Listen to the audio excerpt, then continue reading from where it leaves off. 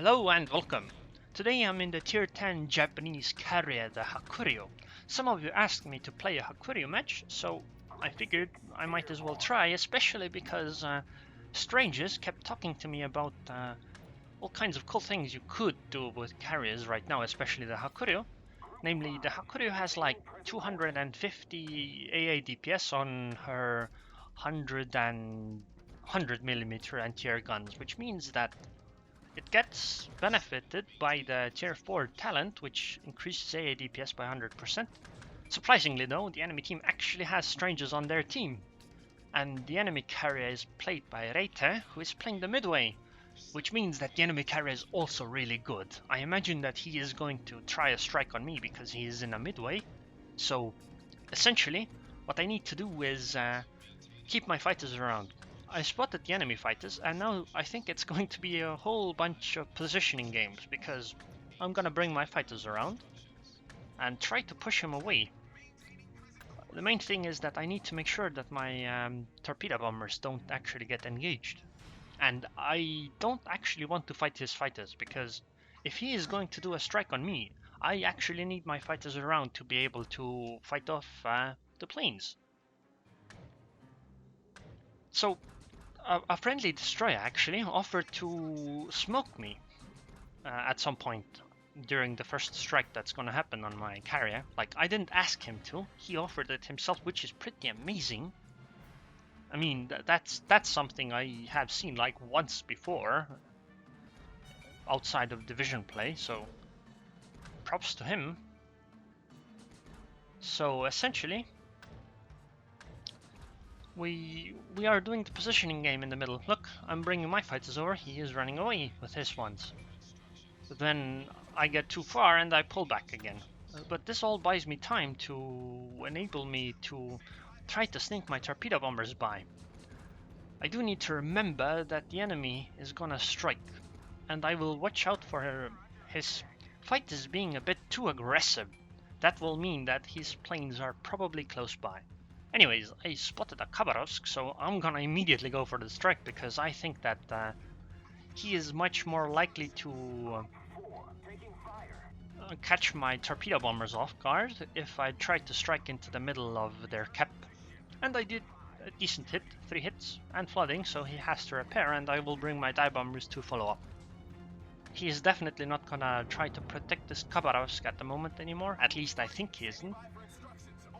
And I mean, hitting into their cap, a lot of their ships are there, so there's a whole bunch of cruisers and battleships, and my planes are just gonna get slaughtered, I imagine. But anyways, his fighters are in a weird position, which is why I bring my fighters back as well, because I think he is gonna strike from the north very soon, actually. So that's why I'm paying a lot of attention to my planes and only gave an order to dive bombers on the minimap. And as you can see, there are the dive bombers. I'm gonna focus fire with my ship and do spray with my fighters. Look at this AA. This is ridiculous. 7 plane kills just like that, actually 8. And notice that my fighters actually didn't contribute all that many plane kills there. It was mostly the anti-air. Pretty crazy. But essentially, I managed to ward off this attack. Yes, he still has a dive bomber and a torpedo bomber left, but his attack isn't gonna work like if he does that. I immediately repaired because I thought that it's gonna take him a while to do a next attack. And also there's a Benson attacking me, which is crazy, because it's a Benson. I mean, what the hell is he gonna do? Anyways, I tried strafing Reite's fighters, but it didn't work out. I got absolutely wrecked there. But the Benson is firing at me, which I find silly, because everybody should know more or less at this point that the tier 9 and 10 carriers, especially the Japanese ones, have armored decks, so low caliber guns like the Bensons just aren't gonna do all that much. Yes, you can start fires, but the chance of your shells actually dealing significant damage are incredibly low. So this is kinda wasted by him. So but still, it's a DD, so I'll just try to take him out with my torpedo bombers, especially because he is this close by. But even then, it took me 5 minutes and 30 seconds to start a second strike. Look at how much time this takes. So this is essentially the, I guess, weakness of carriers. Your damage per minute is incredibly low. I think the Benson should have survived at least my strike, but he got a bit unlucky, or rather, I got lucky because 2 of my torpedoes hit. You could attribute it to skill, but really it wasn't. It was just luck. Like, I did not think that I could hit him with 2. Notice that my first drops actually made him move a bit, and he slowed down to dodge them. If he hadn't slowed down, he would have been hit by at least one of them. But because he did slow down, my second drop was, or third drop I guess, was a lot more successful. But anyways, now I'm gonna move to the north. I don't think that Reita is gonna strike at me again, but I will still keep one fighter around because he could, and it would be incredibly devastating for my team if he killed me. Because, you know, it's 13 minutes left still, so there's like half the game still ahead of me where I would, you know, lack the contribution if I was killed right now. Around the 6-7 minute mark is where defending an almost full HP carrier gets kind of pointless with fighters because other than the loss of points, the contribution itself doesn't matter that much. Because at 5 minutes left, carrier can do like 1 strike. That's about it. So it's much better to defend other ships usually, because they have a much higher chance of giving the decisive contribution, and they are much more likely to be the actual targets of the enemy carrier too. Because of the same reason. But yeah, now I'll gather up my torpedo bombers and dive bombers and try to strike at these guys that are breaking out towards the north on the enemy team. Because they aren't in the big group, so I can strike at them.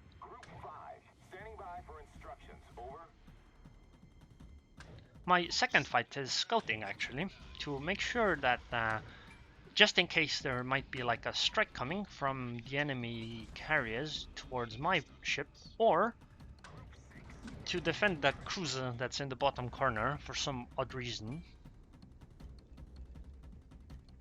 But yeah, essentially I will try to strike at either the Amagi or the cruiser that's around here, which is the Mogami. Mainly because, well, it depends on how they're positioned, which one I can really attack.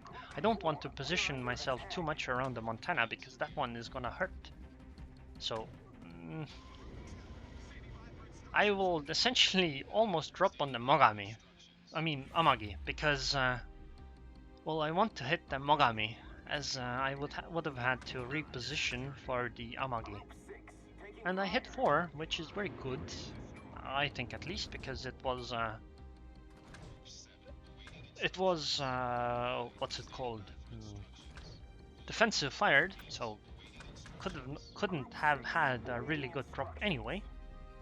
And I took out the cruiser. Well, not quite killed it, but almost. So that's good enough, I think. I will try to bring my fighters over to my gearing, so to chase Reita's fighters off, so that our gearing doesn't get slaughtered immediately, to buy him a little bit more time.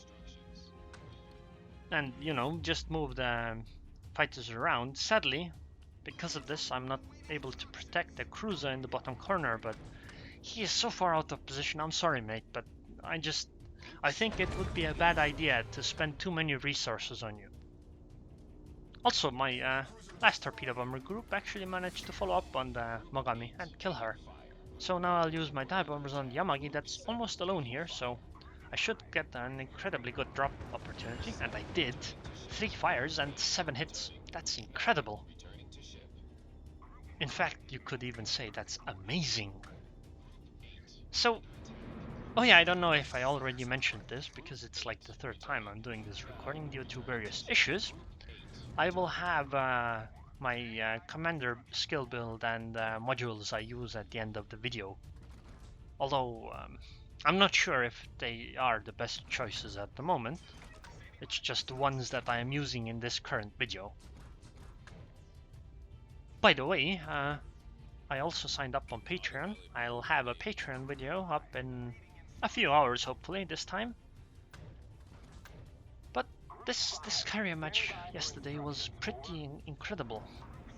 Like, this actually made me feel like the old 220 Lexington fights, which were really fun, and that's where I actually like the carriers the most. After those changes, I started disliking carriers more and more.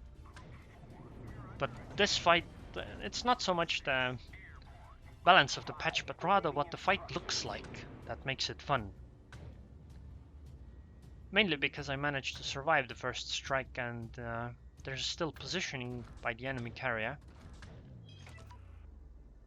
And I managed to, I imagined that Reite will try to strafe, and I managed to actually avoid it by splitting my torpedo bombers. Although one of them still got hit by a few, or for a few seconds, but broadly I managed to avoid it with full squadron, more or less anyway. Now I gathered up my 3 torpedo bomber groups, and I will try to strike at something again. I don't know if attacking the Yamato is a good idea. Although I would really like to hit Eclair because she is an Amagi and she has given me a better broadside. Like, look, the Yamato is turning away, which means that I'm gonna get destroyed if I attack him. And obviously there's some more defensive fire, which I can't really do much about. If I pull back, I'm gonna lose almost all of the planes, so there's no point. Because I can't really strike again. Sadly, only 2 of those torpedoes hit, and neither of them caused the flooding. But this is essentially the frustrating part of carrier play, although in this game there's very little of it. Sometimes the entire game is just that, and that's why I dislike playing carriers nowadays. Doesn't mean I'm not gonna play them at all, although I might claim that. But I'm definitely playing it less than I used to. By the way, I noticed today that in 8 days it'll have been a year since I got accepted into the closed beta of this game. So I've been playing this game for quite a while. Also, I'm gonna have a video of some old carrier play. Not the one I just spoke about the Lexingtons. I don't have footage of that, I think, at least. But some of the Taiho ones. You know, the ones where they had 4 torpedo bomber squads and stuff like that. But not today. Anyways, I really want to finish off this Amagi because of points and the game ending soon. At this point, look, I'm still defending my carrier with that 1 fighter plane. I'll start pulling it away soon because it's time to, you know, stop defending the carrier because it doesn't mean anything anymore. Because defending any of the other ships is more important at this point. Notice that we've actually managed to push them out of our or rather, not us, our destroyers, and I guess the cruiser and the battleships that are behind them. And this is actually good because this means they have to do some riskier actions to try to defend it. Not to mention that I need to keep these fighters busy to make them stop spotting the DDs on our team, at least not as easily. But I have to remember that I don't actually want to engage them unless I get something else out of it. Like right now I want to engage them because those fighters are definitely on a course to protect this Yamato. And I would really like to strike this Yamato with my torpedo bombers. Sadly, it seems this Yamato actually did evasive actions with the way she started slowing and turning, so it's not gonna go all that well, but I still managed at least 1 hit. Although that's a bit pitiful, it was still 1 out of 8. I guess it's acceptable. But this means that Yamato is almost standing still, which means that she won't be able to start moving again. Sadly, she is in an incredibly good spot to ward off this attack from this torpedo bomber. So I'm just gonna try to strike at him again at some weird angle, but I'm not holding out all that much hope for this. Maybe it would have been actually a good idea to strike from the front and try to make it like a narrow cone and try to hit with that. I don't know though. And this is a time where I want to fight his fighters because they are near enough to our battleship, and I want to be able to defend this battleship, at least a little bit. So I attacked the dive bombers to cause panic. Same for the second one, and now for the torpedo bombers as well. But anyways, I'm continuing on the attack on the Yamato.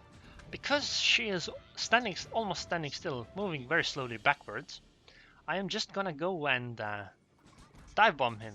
And there ain't all that much that he could actually do because, you know, he can't maneuver out of this one. 2 dive bomber groups, 7 hits. 7 out of 10. Although, if you look at it, you'd think that I should have hit literally all of them, because there was like no room for RNG to be able to manage to make them miss, but oh well, it happens. I'm happy with the fires I got, and I think that this strike will actually end the Yamato. Maybe not outright kill her, but at least the fire will. Because if you look at it, it's very unlikely that any of these will really miss. 5 out of 5. Excellent. This was an incredible drop. And bye, Yamato. And I managed to still defend the Montana on my team, which is good. And now it's time to push into the enemy cap, more or less.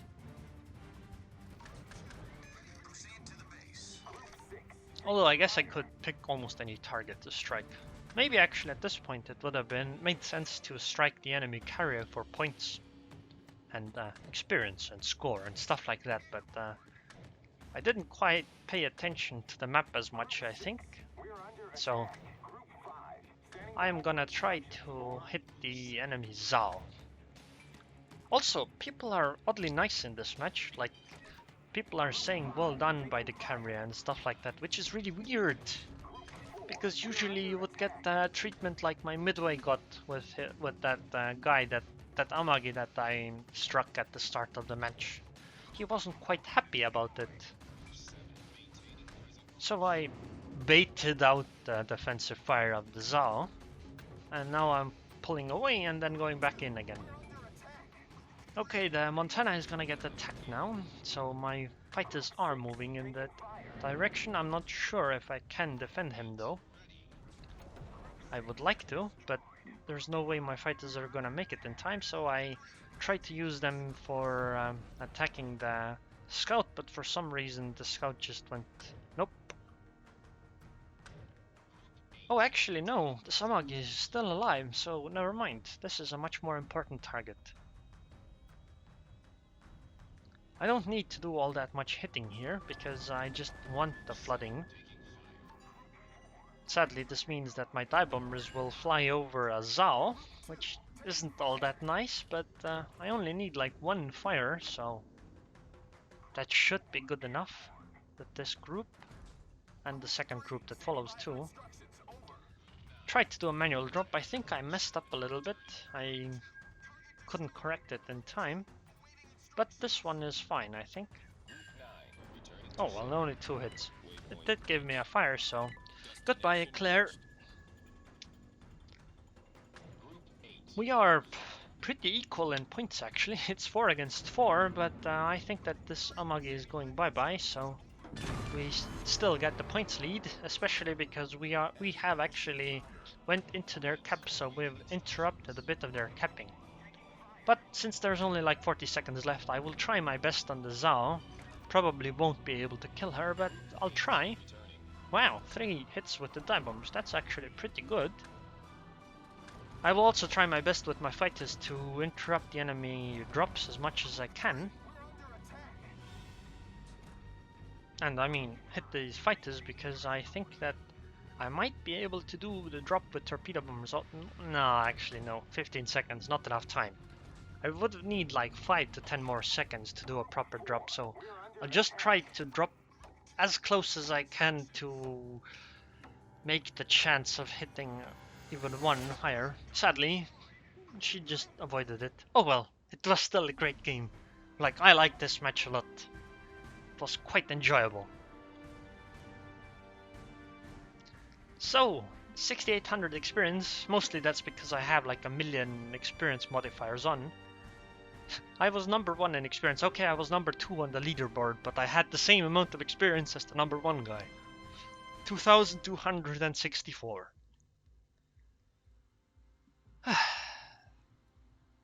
Oh well. I didn't actually deal all that much damage. This is, what is this, 150k? Yep, 150k. So essentially the skills I used are Air Group's Modification 1, because this is the only one that makes sense, I think. Then anti-air range, actually, instead of the fighter HP, although this is really nice for fighter battles. This AA range is incredible because look at this.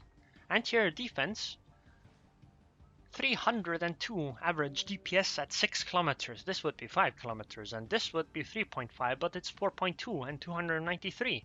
So this is pretty incredible. I even thought of getting AA modification 3 for 20% extra DPS, but I decided to go with attack aircraft survivability, so I think this one is still better. Then risk of flooding and fire, obviously, because it's a carrier and they take extra damage from fire, and they are likely to be attacked by enemy torpedo bombers for flooding. And obviously, because I want less flooding and fire, so I use this one. Damage control system modification 2, and obviously concealment system modification, because target acquisition system modification is kind of pointless on a carrier. So I obviously use premium repair. You should always use this on tier 10 ships. It just makes so much sense, I think. In terms of camouflage, I think I used this one, type 6, but that's because I just wanted some extra experience. Signals is just the extra experience, and my 18-point Hakuryu captain used, essentially I went in this order.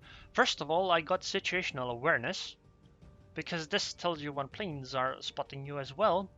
Then I got torpedo armament expertise, then torpedo acceleration, then I got manual fire control for AA armament. But this isn't actually all that useful on all carriers. I think that this is like a Hakuryu exclusive. And then I went air supremacy, then I had 3 points left over and I would get expert rear gunner. Basics of survivability. Actually, this is the skill I might have taken instead of situational awareness first, because this lowers the time that fire and flooding takes on your ship, which means directly less damage taken from enemy carrier strikes. And then obviously basic firing training, because I just had a point left over. If I would get the rest of the 9.9 million experience needed here, then I might drop some of these and actually get advanced firing training. But because I can't get that, I think it's better to get these 3, or at least a combination of 3 from these 4, in addition, instead of like high alert or vigilance. And this dogfighting expert doesn't do all that much, because you aren't gonna fight fighters of different tiers. Like I don't see, it's so incredibly rare that I don't think it makes much sense, and carriers don't have anything superintendent gives you. So these are the skills I used. So anyways, if you enjoyed this video, then please subscribe, and thanks for watching.